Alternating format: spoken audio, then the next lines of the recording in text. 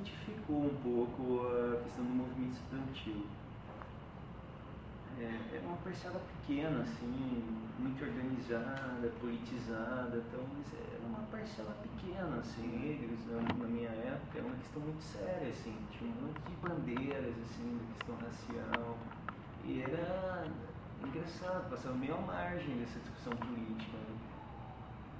Mesmo o movimento hippie, eu peguei uma parte, assim, uma coisa que tinha muito também era a questão das drogas, a moçada já consumindo, isso já gerando uma certa contestação, um certo mal-estar, assim, né? Que era, na época, era um maconheiro, né?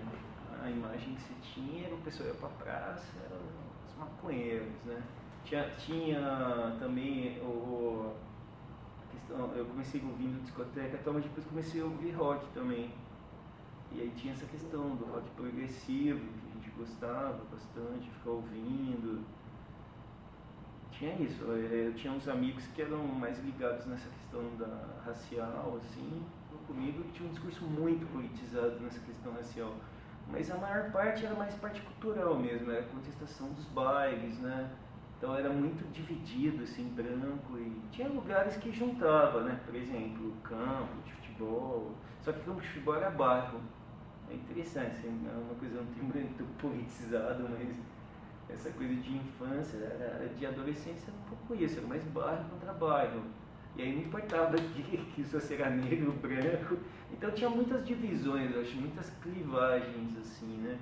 Então você podia ser inimigo do outro, entre aspas, porque ele era de um outro bairro, e por outro lado você podia se identificar com ele porque você gostava de uma música específica, assim. Apesar que essa questão dos bairros era muito forte, rua de baixo, rua de cima, tinha umas rivalidades assim, muito locais, assim, o programa nacional, eu acho que ele era atravessado por essas coisas mais locais, mais imediatas, assim. Tirando o fato de você ter um ou outro parente que tivesse envolvido com a questão política, ela passava um pouco à margem, assim. O que eu vejo era isso, assim, você percebia o rock começando, o movimento hippie já um pouquinho nessa fase já de final, assim, chegando no Brasil de um jeito diferente, né? Não era igual nos Estados Unidos. A indústria cultural, isso era uma coisa que dava para sentir muito, essa presença cada vez mais das rádios, toca-discos, essa popularização dos discos, né, da indústria cultural.